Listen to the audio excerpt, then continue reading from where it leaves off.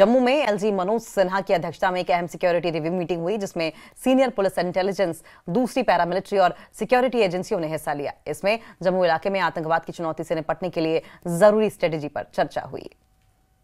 जम्मू के convention centre में LG Manoj Sinha की तरफ से आज एक मैराथन सिक्योरिटी रिव्यू मीटिंग जो है वो की गई है, जो अब जो है वो खत्म हो चुकी है। सभी जो कंसर्न डीसीस हैं, एसएसपीस हैं, डीजीपी नलिन प्रभात वो यहां से जा चुके हैं। मकसद जो है आज की मीटिंग का यही था कि सिक्योरिटी रिव्यू जो जम्मू संभाग की है और उसको किया जाए, क्योंकि कई तरह से इनपुट्स और इंटेल इस तरह के हैं कि कई छोटे गुट में अभी अभी आतंकवादी जो हैं वो जम्मू संभाग के पहाड़ी इलाके, चाहे वो कठुआ का है, किश्तवाड़ का है, पुंछ का है, सांबा का है, क्योंकि कई जगह पे जो है तलाशी अभियान इस वक्त चलाए हुए हैं। और जो इस वक्त जो काउंटर टेरर ऑपरेशंस हैं उससे जो है आज एलजी मनोज सिन्हा को अवगत करवाया गया। जो ताजा हालात हैं सिक्योरिटी के उससे भी अवगत करवाया गया और जो यहाँ पे इंटेलिजेंस जो शेयरिंग है उस पर भी बात की गई है कि तमाम जो सिक्योरिटी एजेंसीज हैं उनमें किस तरह से जो ऐसी कोई इंटेलिजेंस इनपुट आई है तो उससे किस तरह से शेयर किया जाए और किस तरह से जो है कि कोऑर्डिनेटेड एफर्ट के साथ जो है आतंकवाद पे चोट पहुंचाई जाए, इस पर भी बात की जाए। और विंटर जो स्ट्रेटजी है वो प्लेस की गई है। प्रशासनिक लोग यहाँ पे मौजूद थे, डीसीज, और उनसे भी ये कहा है कि लॉ एंड ऑर्डर बनाने के लिए जो भी कदम उनको उठाने हैं वो उठा सकते हैं। और इस वक्त जो कोऑर्डिनेशन प्रशासनिक लोगों की है, चाहे वो डीसीज हैं, और इस वक्त जो बाकी फोर्सेस के बीच में जो है वो भी बेहतर होनी चाहिए, क्योंकि आने वाला जो वक्त है वो काफी चैलेंजिंग हो सकता है सिक्योरिटी फोर्सेस के लिए। दिल्ली ब्लास्ट के बाद लगातार जो है तमाम एजेंसीज जो है एक के बाद एक रेड जो है वो कर रही हैं। व्हाइट टेरर मॉड्यूल को ध्वस्त करना है, कई तरह की चुनौतियां हैं जिन पे आज कई घंटों तक चर्चा की गई। कैमरामैन साहिबा भट्ट के साथ राजन वैद, न्यूज 18 जम्मू। और जम्मू कश्मीर वक्फ बोर्ड की चेयरपर्सन डॉक्टर दरख्शां अंद्राबी ने कहा है कि हमारे स्कूलों को बच्चों को एआई के लिए तैयार करना चाहिए, क्योंकि आने वाले जो जमाना है, आने वाला टाइम जो है आर्टिफिशियल इंटेलिजेंस का है। डॉक्टर दरख्शां अंद्राबी ओमपुरा बडगांव में एक प्राइवेट स्कूल के सालाना फंक्शन में शामिल हुई और इस दौरान उन्होंने बच्चों को संबोधित किया और उन्हें शिक्षा हासिल करने और आगे बढ़कर देश का नाम रोशन करने की सलाह दी। उन्होंने कहा कि वक्फ बोर्ड की देखरेख में एजुकेशन इंस्टीट्यूशन अच्छा काम कर रहे हैं और आने वाले समय में इन इंस्टीट्यूशन को भी बढ़ाया जाएगा। एजुकेशनल इंस्टीट्यूट अच्छे होंगे तो हमारी एजुकेशन जो न्यू जनरेशन है उनको आज अपने आप को एआई के लिए तैयार करना है। बिकॉज हम जो जा रहे हैं हम आर्टिफिशियल इंटेलिजेंस में जा रहे हैं। हमारा जो सामना आगे होगा आर्टिफिशियल इंटेलिजेंस के साथ होगा, साइंस एंड टेक्नोलॉजी के साथ होगा, डिजिटल वर्ल्ड हमारा इंतज़ार कर रहा है। इसीलिए हमारे जो एजुकेशनल इंस्टीट्यूट्स हैं उनको उसी मयार के साथ चलना पड़ेगा। और जो हमारे बच्चे हैं बहुत काबिल हैं, जरखेज़ हैं, इंटेलिजेंट हैं, और जो भी एजुकेशन यहाँ पे जहाँ पे आज मैं आई हूँ स्प्रिंग बर्ड्स में, यहाँ भी एजुकेशनल इंस्टीट्यूट बडगाम का बहुत ही ज़बरदस्त है और मुझे यकीन है कि ये बच्चे आगे जाकर बहुत ही अपना नाम रोशन करेंगे। हमारे पास ऑलरेडी 13 स्कूल्स चल रहे हैं, हायर सेकेंडरी एंड जो हाई स्कूल्स हैं, मिडिल स्कूल्स भी हैं। और हमारी एजुकेशन, हमने न्यू एजुकेशन पॉलिसी जब यहाँ इंट्रोड्यूस हुई वो सबसे पहले वक्त स्कूलों ने इंट्रोड्यूस की और अल्हम्दुलिल्लाह हमारे बच्चे आज डिस्टिंक्शन होल्डर, पोजीशन होल्डर और सबसे आगे हमारे वक्फ इंस्टीट्यूट के बच्चे भी। और आगे बढ़ेंगे। कश्मीर में डायरेक्टर स्कूल एजुकेशन ने कहा कि बच्चों को बेहतर शिक्षा देने के लिए हर तरह के कदम उठाए जा रहे हैं। उन्होंने कहा कि 17 तारीख से सरकारी स्कूलों में किताबें भेजी जा रही हैं और बहुत जल्द सभी स्कूलों में बच्चों को किताबें दी जाएंगी। सरकारी स्कूलों के इंफ्रास्ट्रक्चर के बारे में उन्होंने कहा कि प्रशासन हर पहलू को ध्यान में रखकर काम कर रहा है और जहां भी किसी स्कूल में कोई कमी है उसे पूरा किया जाएगा।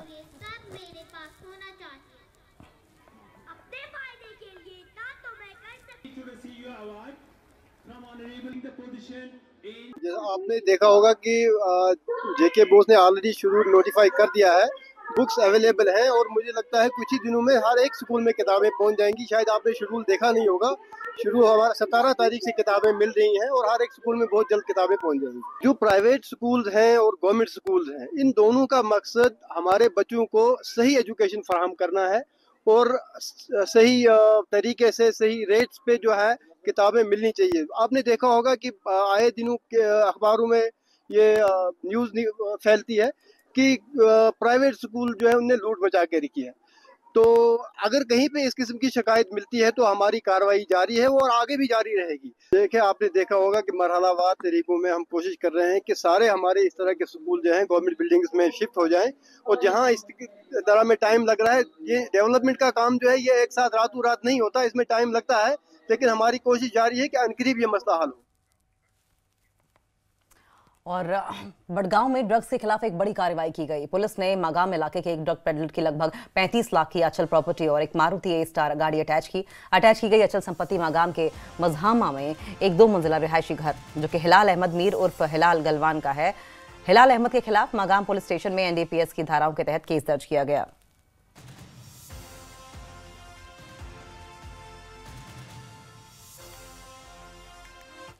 जम्मू कश्मीर पीपल्स कॉन्फ्रेंस प्रमुख सज्जाद लोन ने वैष्णो देवी यूनिवर्सिटी में एडमिशन को लेकर उठे नए विवाद पर सोशल मीडिया प्लेटफॉर्म एक्स पर कड़ी प्रतिक्रिया दी। उन्होंने आरोप लगाया कि मेडिकल साइंस जैसे संवेदनशील क्षेत्र को अनावश्यक रूप से कम्युनल रंग देने की कोशिश की जा रही है। लोन का कहना है कि नीट एक ऑल इंडिया स्तर का पारदर्शी टेस्ट है जिसमें देश के सबसे प्रतिभाशाली छात्र शामिल होते हैं और आगे चलकर डॉक्टर, सर्जन और रिसर्चर बनकर समाज की सेवा करते हैं। उनका कहना है कि भारत को राजनीति से ऊपर उठकर रिसर्च और इनोवेशन की संस्कृति को मजबूत करना चाहिए।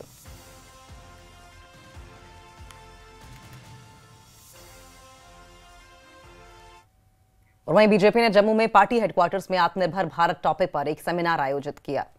इस मौके पर बीजेपी के organisational general secretary Ashok Kaul, party general secretary Baldev Singh के अलावा बड़ी संख्या में बीजेपी वर्कर मौजूद रहे। और इस मौके पर BJP general secretary Baldev Singh ने लोकल कारीगरों और बिजनेसमैन को आगे बढ़ने और विकसित भारत का लक्ष्य पाने के लिए वोकल फॉर लोकल मंत्र पर जोर दिया। आज भारतीय जनता पार्टी कार्यालय में एक समीक्षा बैठक, रिव्यू बैठक हुई है। जो हमारे कार्यक्रम चल रहे हैं, खासकर आत्मनिर्भर भारत की बात जो हम करते हैं, आत्मनिर्भर भारत पूरे देश में इसके लिए कार्यक्रम हुए हैं कि आप स्वदेशी इस्तेमाल करिए। आप देश में जो स्वदेशी वस्तुएं हैं, जो स्वदेशी कारीगर हैं, स्वदेशी पहनावा है, इन सब चीज़ों को लेके काम करिए ताकि आगे बढ़ावा देंगे तो विकसित भारत, जो देश के प्रधानमंत्री नरेंद्र भाई मोदी जी कहते हैं कि 2047 तक जो देश को विकसित भारत बनाएंगे, उसके लिए कैसे आगे बढ़ना है। और उसके लिए तरह तरह के कार्यक्रम थे। उन्हीं कार्यक्रम के लिए समीक्षा बैठक करने के लिए कि आपका उसमें क्या रहा, उसमें पहले कार्यक्रम कौन से किए, ये 25 दिसंबर तक चलेगा, आगे आपने क्या क्या करना है, उसके लिए एक समीक्षा बैठक थी जिसमें हमारे परम आदरणीय अशोक कौल जी बीच में थे, हमारे महामंत्री और साथ साथ सभी ड्यूटी जम्मू कश्मीर के जिला के अध्यक्ष बीच में हैं, कन्वीनर बीच में हैं। उसमें लंबी चर्चा हुई है। उस चर्चा के बाद आज समापन इसका हुआ है। और इसके साथ साथ जो सरदार पटेल जी की सरदार पटेल एट ऑफ 150 जो यूनिटी मार्च निकले हैं, उनका भी समीक्षा की है कि क्या हुआ है। जो वंदे मातरम चल रहा है उसकी बात है। पार्टी के तरह तरह के कार्यक्रम करते रहते हैं, चलते रहते हैं और उन कार्यक्रम की समीक्षा बैठकें भी होती रहती हैं। उसी तरह की आज एक समीक्षा बैठक थी, उस समीक्षा बैठक में आज हुई। और वहीं सुचेतगढ़ विधानसभा क्षेत्र से बीजेपी विधायक प्रोफेसर गारू राम भगत ने रविवार को पंचायत कोटली गल्ला बाना स्थित दुर्गा माता मंदिर के समीप सामुदायिक भवन का निर्माण कार्य शुरू करवाया, जिस पर लगभग 10 लाख रुपए की राशि खर्च होगी। इस अवसर पर विधायक प्रोफेसर गारू राम भगत ने क्षेत्र के लोगों को मुबारकबाद देते हुए कहा कि विधायक बनने से पहले लोगों से उन्होंने वादा किया था कि विधायक बनने के बाद पंचायत में सामुदायिक भवन का निर्माण कार्य शुरू करवाया जाएगा, जिसकी शुरुआत कर दी गई है। आज पंचायत कोटली गल्लाबाना यहाँ एक कम्युनिटी हॉल की बहुत सख्त जरूरत थी। तो आज यहाँ कम्युनिटी हॉल का यहाँ पे नींव पत्थर रखा गया है। तो मैं समझता हूँ कि इस एरिया को एक हॉल की बहुत सख्त जरूरत थी, क्योंकि यहाँ पे कोई ऐसा हॉल नहीं था यहाँ पे लोग इकट्ठे होकर कोई अपना काम कर सकें या बैठ सकें। तो कोई भी अच्छी बुरी बात हो तो बैठने के लिए यहाँ लोगों को जगह नहीं थी। तो ये हॉल बनाना बड़ा जरूरी था। तो इस हॉल को यहाँ पर बनाया जा रहा है। तो मैं समझता हूँ कि एक बहुत पुरानी डिमांड थी, पुरानी मांग थी इस एरिया की, जिसको आज यहाँ पूरा किया जा रहा है। और सौभाग्य की बात है कि साथ ही यहाँ माता का मंदिर भी है। तो वहाँ जो श्रद्धालु आते हैं वो भी इस हॉल का इस्तेमाल कर सकते हैं, यहाँ बैठ सकते हैं। और जम्मू कश्मीर बटवाल वेलफेयर एसोसिएशन की तरफ से रविवार को आरएसपुरा में एक महत्वपूर्ण बैठक का आयोजन किया गया और एसोसिएशन की नई इकाई का गठन किया गया। बैठक के दौरान रविदास कैथ को संगठन का चेयरमैन बनाया गया, जबकि सतपाल मांडी को कार्यकारी प्रधान, थोडूराम मांडी सहित कई लोगों को डिप्टी चेयरमैन की जिम्मेदारी दी गई। मैंने आज यहाँ अपनी नई कमेटी अनाउंस की है, क्योंकि मुझे मेरी एसोसिएशन के जितने भी मेंबर थे उन्होंने मेरे को 27 जुलाई को अपना रेजोल्यूशन डाल के मेरे को उन्होंने टाइम एक्सटेंशन दी, क्योंकि मेरी एसोसिएशन इतनी समर्थ नहीं थी कि हम अपना इलेक्शन करवा सकें नए तरीके से। इसलिए लोगों ने मुझे, मेरे संस्था के लोगों ने मुझे एक्सटेंशन दी कि आप ही काम करो जब तक नई इलेक्शन नहीं होती। मेरे को तो एक्सटेंशन मिल गई, पर मेरे पास कमेटी वही थी पुरानी और कुछ नए बदले हमने डालने थे। इसलिए आज हमने जहां एक चुहाला में अपना आरएसपुरा में एक प्रोग्राम रखा और उसमें हमने नई कमेटी अनाउंस की। और जो मैं सभी जो नई कमेटी के मेंबर हैं, पुराने मेंबर, उन सबको मैं एक बार फिर मुबारकबाद देता हूं, जिसमें हमारे मड़ के साथी आए। हमने नया चेयरमैन रवि कैथ को नियुक्त किया है। थोडूराम मांडी जो हमारे पुराने थे, बहुत अच्छे थे, डिप्टी चेयरमैन हमारे जोगिंदर संगम जो मड़ से, और बहुत ही दिलेर और बहुत ही अच्छे आदमी, वो उनको भी हमने डिप्टी चेयरमैन अनाउंस किया। हमारे साथ जहां आरएसपुरा, मड़, बिश्नाह, सांबा से काफ़ी तहसीलों से यहाँ लोग आए हैं और आज हमने पूरी नई कमेटी अनाउंस की है। और राजौरी की सीमा से सटे हुए गांव में रहने वाले लोग अभी भी बुनियादी सुविधाओं से वंचित हैं। लोगों का कहना है कि उनके इस इलाके में सड़क और पानी की दिक्कत है, जिसके कारण उन्हें रोजाना कई समस्याओं से दो चार होना पड़ रहा है। 13-14 में जो फ्लड आया उसमें जो रोड है, ये रोड बह गई। उसके बाद वो दिन और आज का दिन है जनाब, इस रोड का ना, मैं कहता हूँ कि ना कोई इसका सर है ना इसका पाँव है। हमने कोई भी district being a social activist इस इलाके का, हमने डिस्ट्रिक्ट हेडक्वार्टर का जो कोई भी कंसर्न, जो भी गवर्नमेंट रही है, एमएलए आए, जो भी आए, हर प्लेटफॉर्म पे इसका हमने इशू रेज किया है। लेकिन मुझे इस वक्त तक इस चीज़ का पता नहीं चल रहा है कि इस रोड की आखिर कारण क्या है, कि ये रोड क्यों नहीं आज तक बन रही है। हमारे इलाके की रोड हैं, इन लोगों की बहुत दिक्कतें हैं, क्योंकि जो घरों में ट्रैक्टर हैं, छोटे छोटे कारोबार किसान चला रहे हैं, वो बहुत मुश्किल से चला रहे हैं। पानी की बहुत कमी है। यहाँ पे हमारी औरतें जो है वो तकरीबन 1 किलोमीटर तक, आधा किलोमीटर तक चल के जाती हैं और सरों पर आज भी पानी जो वो लेके आ रही हैं। तो हम गवर्नमेंट से ये अपील करते हैं कि हमारी तमाम चीज़ों के ऊपर अंदर किया जाए और हमें सहूलियत दी जाए। सबसे बड़ा मुद्दा है हमारी रोड जो ये ग्राती हाई सेकेंडरी स्कूल से ऊपर चलास में आ रही है। इसमें सबसे ज़्यादा मैं ये बात कहूँगा कि हमारा ये एरिया जो है ये पिछड़ा हुआ एरिया इसलिए है कि यहाँ पे रोड नहीं है, रोड की फैसिलिटी नहीं है। अगर रोड होगी तो एजुकेशन भी होगी, अगर रोड नहीं है तो कुछ नहीं है। और अब टंगमर की बात करेंगे, जहां पर जसपुरा में मदरसा जामिया इस्लामिया राबिया बसरिया में एक दीनी मजलिस ऑर्गेनाइज की गई। इस प्रोग्राम में घाटी के जाने माने विद्वानों और मुफ्तियों के साथ बड़ी संख्या में लोग और बच्चे शामिल हुए। मजलिस के दौरान जिन लड़कियों ने कुरान और अपनी धार्मिक पढ़ाई पूरी कर ली थी, उनकी रिदा पोशी और दस्तार बंदी की गई। और इस मौके पर उलेमा ने लोगों को संबोधित करते हुए कहा कि आज के जमाने में हमारे बच्चों को इस्लामिक और नैतिक शिक्षा से परिचित कराना जरूरी है। ऊपर हम ये जो पूरी मेहनत इन्होंने की होगी पूरे साल में, वही मेहनत हम आपके सामने, अवाम उन्नास के सामने हम ये पेश कर रहे हैं। हम सब पर ये जिम्मेदारी आयद होती हैं कि हमें अपने बच्चों को, जो आजकल इस पुरफतन दौर के अंदर जो खुराफात हैं, उन खुराफात से हमें अपने बच्चों को क्या बचाना है। आज के इस सालाना जलसे का मकसद ये होता है कि जो मदरसे ने पूरी साल मेहनत की होती है इन बच्चों के ऊपर, उन्हीं बच्चों को आज रिदापोशी, क्योंकि यहाँ पे बच्चियों का मदरसा चल रहा है, इसीलिए इन बच्चियों को रिदापोशी की जाती है। यहाँ पे आज हमारी 11 बच्चों की दस्तार बंदी हुई है, हौसला अफजाई हुई है। ये इसी बात का नतीजा है कि यहाँ पे जो तालीम दी जा रही है, यह दीनी तालीम दी जा रही है, ताकि जो ये हमारा माशरा इस वक्त खराबी की तरफ जा रहा है, और इसको बचाने के लिए, इस माशरे को बचाने के लिए, अपने इन बच्चों को बचाने के लिए हमने यहाँ पे ये दारुल उलूम कायम किया है। और करगिल में 77वां यौम फतह देशभक्ति की भावना और दिल से याद करते हुए मनाया गया। ये दिन 1948 में पाकिस्तानी घुसपैठियों से करगिल की ऐतिहासिक आज़ादी का प्रतीक है। ये जीत का एक ऐसा अध्याय है जो लद्दाख के लोगों के लिए बहुत भावनात्मक महत्व रखता है। जिला प्रशासन, सेना, पुलिस और LHDC करगिल ने मिलकर ख्रीव सुल्तान चू स्टेडियम में एक बड़ा कार्यक्रम आयोजित किया। हमें बहुत अच्छा लगा, यहाँ पर आके बहुत कुछ सीखने को मिला, देखने को मिला। और हम यहाँ पे यौम फतेह हर साल मनाते आ रहे, 77th ईयर हो गया इसको मनाते। हमें बहुत अच्छा लगा। और आर्मी के थ्रू यहाँ पर हमारा एक ऑर्गेनाइज करा था उन्होंने बैडमिंटन का और डिबेट का। तो बैडमिंटन में हम लोगों ने फर्स्ट पोजीशन लाया और बहुत अच्छा लगा कैसे खेलते हैं, इस चीज़ का एक्सपीरियंस हुआ। दूसरे स्टूडेंट से कम्युनिकेट करेंगे, इस चीज़ का हमें एक्सपीरियंस हो गया। और गांदरबल में खराब ड्राइविंग प्रैक्टिस को रोकने और पब्लिक सेफ्टी पक्का करने के लिए एक अहम कार्रवाई करते हुए पुलिस ने मॉडल नाका चिनार पर ट्रैफिक नियमों के उल्लंघन के खिलाफ एक खास ड्राइव चलाई। इस दौरान हाईवे पर खतरनाक और जानलेवा स्टंट करने के लिए 9 टीनेजर्स को हिरासत में लिया गया। ऑपरेशन के दौरान पुलिस ने 5 मॉडिफाइड मोटरसाइकिलें भी जब्त की, जिनमें पीछे की रजिस्ट्रेशन नंबर प्लेट छिपी पाई गई, जो मोटर व्हीकल एक्ट का साफ उल्लंघन है।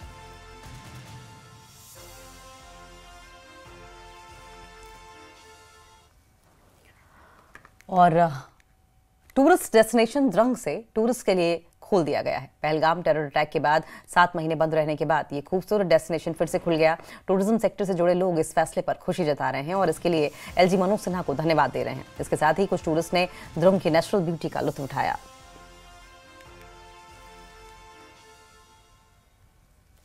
जी, कितनी खुशी हो रही है कि आज ढंग को खोला गया है, आप यहाँ आए हैं। सर, हमें बहुत खुशी हो रही है। ये यहाँ नज़ारा जो देख के बहुत ही सुंदर नज़ारा है, जबकि 7 महीने से ये बंद पड़ा था, आज ये खुला है तो हमारा नसीब बहुत अच्छा है सर। बहुत ही अद्भुत नज़ारा है और बहुत अच्छा वातावरण है यहाँ का। कोई डर नहीं है, कोई किसी बात की टेंशन नहीं, रास्ते में भी हमें कोई प्रॉब्लम नहीं हुई। सारा माहौल बहुत ही अच्छा है और बहुत ही बढ़िया सर, बहुत ही मज़ा आ रहा है, एंजॉय कर रहे हैं। ये हमारा भाई है, ये हमारे दोस्त हैं, सारे लोग आए हुए हैं। बहुत ही बढ़िया नज़ारा है। कश्मीर बहुत ही सुंदर है, धरती का स्वर्ग जिसे कहते हैं। हमने सुना था, आज पहली बार आए हैं तो हमने देख भी लिया। और मैं सबसे यही कहना चाहूँगा, सारे लोग काम वाम अपना थोड़ा छोड़ दो, थोड़ा समय निकालो और घूमो फिरो। अभी शरीर में ताकत है, घूमो। जवानी में नहीं घूमोगे तो क्या बुढ़ापे में आओगे? इसलिए सारे लोग आइए, बहुत ही बढ़िया सुंदर नज़ारा है और हम लोग बहुत खुश हैं, बहुत इंजॉय कर रहे हैं। बिल्कुल, आप बताएं क्या कहना चाहेंगे? सर सुपर, दिल खुश हो गया यहाँ पर आके। वैसे तो हम लोगों ने सोच कर आए थे हम कश्मीर घूमने जा रहे हैं, बड़े अरमान थे, बहुत ज़्यादा अरमान थे, मगर यहाँ पर जब से हम आए, हमें 2-3 दिन हो गए आए हुए, मत दिल इतना खुश है कि पूछो। पहली बात, यहाँ के लोग बहुत बढ़िया लोग हैं। आज कितनी खुशी, आज ही इसको खोल दिया गया। आप खुशकिस्मत है यहाँ पे। इस्तिफाक है, लोग हम जैसी हमने एंट्री ली है, हमसे लोग कह रहे हैं कि इस्तिफाक ओपन हुआ है और आप आज पहले गेस्ट हो। 7 महीने में आप पहले कस्टमर ऐसे हो जो यहाँ पर आए हो, हमारा दिल खुश हो गया। छोटे से ब्रेक के लिए रुकेंगे।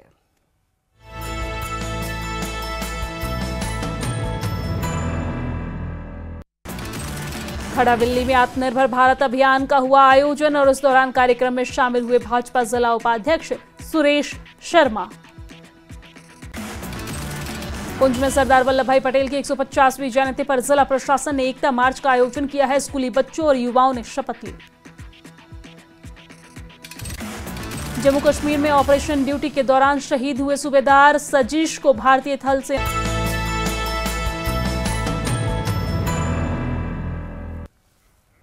और वहीं पुंछ में जिला प्रशासन और माई युवा भारत विभाग की तरफ से सरदार वल्लभ भाई पटेल की 150वीं जयंती के मौके पर एकता मार्च पदयात्रा का आयोजन किया गया, जिसमें सैकड़ों की संख्या में प्रशासनिक अधिकारियों, युवाओं और स्कूली बच्चों ने हिस्सा लिया।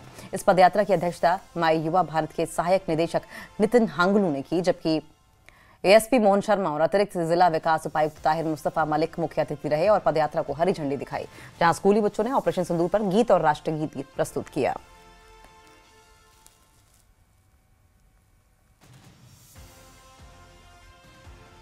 तो उसे सेलिब्रेट करने आए हैं। आज हमारे सरदार वल्लभ भाई पटेल सर को बर्थ एनिवर्सरी को 150 इयर्स कंप्लीट हुए हैं। आज उन्हीं के इधर प्रोग्राम रखा गया था यूनिटी मार्च का और हम आए उसको सेलिब्रेट करने के लिए। Thank you. सरदार वल्लभ भाई पटेल जी की 150वीं जो बर्थ एनिवर्सरी के मौके पर my Bharat ministry of youth affairs and sports government of India की शराकत से आज मुनक्कद की जा रही है, जिसमें मुल्क की यकजहती और इत्तेहाद की वल्लभ भाई पटेल जी की कोशिशों को खराज अकीदत पेश किया जा रहा है। इस प्रोग्राम का मकसद यूथ को और सिटीज़न के अंदर कौमी यकजहती पैदा करने के साथ साथ उनके अंदर ये जज्बा भी पैदा करना है कि यूनिटी इंटीग्रिटी ऑफ इंडिया के हवाले से। और आज हम लोग सभी जो हैं सरदार वल्लभ भाई पटेल जी के उस नज़रिए को सलाम पेश करते हैं और उसके साथ साथ यहाँ जितने भी आए हुए पार्टिसिपेंट हैं उनको ये पैगाम भी देते हैं कि मुल्क की जो इत्तेहाद और यकजहती को मजबूत करने के साथ साथ मुल्क की तरक्की में अपना अहम किरदार अदा करें। और वहीं डोडा के गंडोह के आदिवासी धड़की इलाके में लंबे समय के इंतजार के बाद रोड कनेक्टिविटी का उद्घाटन हुआ। भद्रवाह के एमएलए दिलीप सिंह परिहार ने रोड का उद्घाटन किया। मौके पर जिला प्रशासन के अधिकारी मौजूद रहे। लोगों ने एमएलए दिलीप सिंह परिहार और डॉक्टर जितेंद्र सिंह का आभार जताया।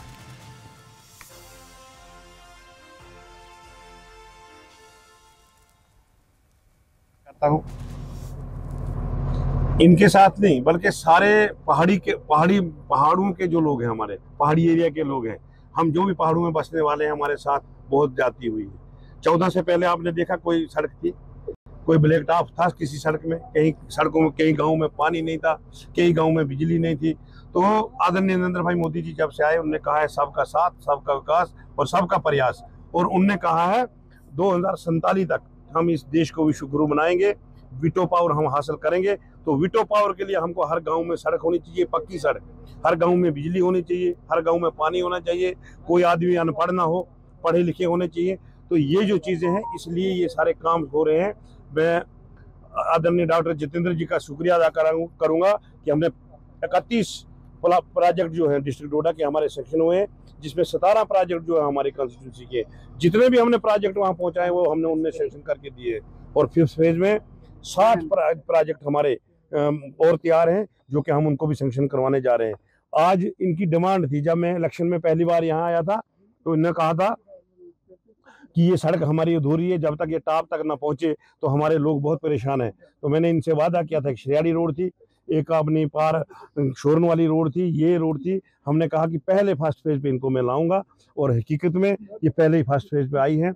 इसलिए मैं इन सब लोगों को बधाई देना चाहता हूँ। मेरे साथ हमारे यहाँ के डीडीसी जो कि नौजवान वर्कर है, बहुत मेहनती है, इनने भी हमारे साथ मेहनत की, हर जगह हमारे साथ घूमे। हम डीपीआर जब बनाते थे ये हम हमेशा हमारे साथ रहे, हम डीसी हाउस में जाके लड़ाई करते थे, ये हमारे साथ रहे डीपीआर के लिए, तो ये हमारे साथ रहे। और आज इनकी मेहनतों से, हमारी सब की मेहनतों से, आदरणीय डॉक्टर जितेंद्र सिंह जी की मेहनतों से ये काम जो है सैंक्शन हुए हैं। और आज परसों उन्होंने उधमपुर से उद्घाटन किया है और उन्होंने कहा था कि मौके पे जाके आप वहाँ रिबन काटोगे, तो आज हम उनके कहने पे यहाँ आए हैं और मौके पे हमने रिबन काटी है। हमारे साथ एसडीएम साहब थे, हमारे साथ एसडीपीओ साहब थे, हमारे साथ एसएचओ साहब भी थे, एडब्ल्यू महकमे के लोग भी हैं, ठेकेदार भी हैं, और यहाँ के मौजूद सारे लोग थे और सब लोगों ने खुशी मनाई। वहीं गंडोह में बीडीओ डॉक्टर शाहिद सलीम ने सिविल सोसाइटी के सदस्यों के साथ एक मीटिंग की। मीटिंग के दौरान पूरे गंडोह इलाके में सफाई का इंफ्रास्ट्रक्चर बनाते हुए चर्चा की गई। इसमें शामिल लोगों ने साफ और आसानी से मिलने वाले पब्लिक वॉशरूम की जरूरतों पर खासा जोर दिया, खासकर मेन मार्केट में, जहां आने जाने वाले लोगों और आने जाने वालों को काफी परेशानी होती है। सिविल सोसाइटी के सदस्यों ने जल्द से जल्द मेन मार्केट में पब्लिक बाथरूम बनवाने की अपील की। एक्चुअली गंडोह मार्केट जो मेन है वो, और जो हमारी मिनी मार्केट्स हैं बहुत सारी पंचायतों में, उनमें काफ़ी थोड़ा एक क्लीनलीनेस का इशू रह रहा था और मार्केट में कुछ वॉशरूम्स का भी इशू था। तो हम सिविल सोसाइटी से मीटिंग करके इस इशू को सॉल्व करना चाहते थे, इसीलिए हमने इनको आज बुलाया। हमने डिस्कस भी किया, कुछ इनके साथ शेयर किया और कुछ इनसे सजेशंस ली। तो हम एक मिड पॉइंट पे आए हैं कि हम फैब्रिकेटेड या किसी और डस्टबिन का कोई सोल्यूशन देख के मार्केट का जो कंजेशन है उसको कम करना चाहते हैं। और जो कुछ मार्केट में सफाई के इश्यूज़ हैं, जो गंदगी है, ड्रेनेज, क्लीनलीनेस, ओवरऑल हमारा मेन इशू था एसबीएम के रिलेटेड कि एसबीएम के अंदर जो भी चीज़ें, जो प्रोविजंस हैं, कैसे सफाई कर सकते हैं, कैसे हम सिविल सोसाइटी की हेल्प से जो है, हम एडमिनिस्ट्रेशन की हेल्प से दोनों मिल के जो है मिड पार्ट लेके अपनी मार्केट्स को साफ कर सकते हैं। और वहीं करगिल की पहली महिला शिक्षक अर्चू फातिमा निसा का निधन हो गया। जिसके बाद इलाके में मातम छा गया। शिक्षा के क्षेत्र में उनके अमूल्य योगदान ने करगिल की पीढ़ियों को नई दिशा दी। लद्दाख के सांसद जाजी हनीफा जान, LAHDC करगिल के चेयरमैन और कई राजनीतिक और सामाजिक संगठनों ने गहरा शोक व्यक्त किया। खालू परिवार की सम्मानित सदस्य और वरिष्ठ पत्रकार मोहम्मद हुसैन खालू की माता रही फातिमा निसा का जीवन संघर्ष और साहस का प्रेरक उदाहरण रहा। वहीं अखनूर के मुख्य बाजार में ट्रैफिक जाम ने अब विकराल रूप ले लिया है। सुबह और शाम के व्यस्त समय में हालात अब इतने खराब हो जाते हैं कि वाहनों की लंबी कतारें घंटों तक सड़क पर जमी रहती हैं। स्कूली बच्चों से लेकर दफ्तर जाने वाले कर्मचारी तक अभी सभी इसी अव्यवस्था से परेशान हैं, जबकि कई बार एम्बुलेंस जैसी आपातकालीन सेवाएं भी जाम में फंस जाती हैं। बढ़ते वाहन दबाव और कमजोर ट्रैफिक प्रबंधन ने लोगों की मुश्किलें को और बढ़ा दिया है। किस तरह से सर ये देखते हैं आपकी ट्रैफिक जाम हर दिन देखने को मिलता है? यहाँ पे तो कोई है ही नहीं। देखो अभी छुट्टी हुई है बच्चों को स्कूल में या कुछ हुआ है, यहाँ पे है ही कोई नहीं, ना पुलिस वाला ना कोई ट्रैफिक वाला है। किसी ने अगर कोई इमरजेंसी आना कैसे जाएगा वो, है ना? देखने की बात है। एडमिनिस्ट्रेशन को क्या संदेश देगा? एडमिनिस्ट्रेशन को है कि दोपहर को थोड़ा यहाँ देखा जाए, थोड़ा ध्यान दिया जाए कुछ। क्या परेशानी है यहाँ पे? हम काफी टाइम से फंसे हुए हैं, 3 घंटे हो गए हैं, 2-3 घंटे के आसपास तब से जाम लगा हुआ है। तो हम एडमिनिस्ट्रेशन को ये कहना चाहेंगे कि यहाँ पे थोड़ा सा ध्यान दें, यहाँ पे ज़्यादा से ज़्यादा हो सके मतलब ट्रैफिक वालों को यहाँ पे लगाया जाए ताकि वो जाम क्लियर करें। यहाँ पे अभी जैसा कि आप देख सकते हैं यहाँ पे कोई ट्रैफिक वाला नहीं है, उसकी वजह से जाम निकलने में काफ़ी ज़्यादा मुश्किल हो रही है।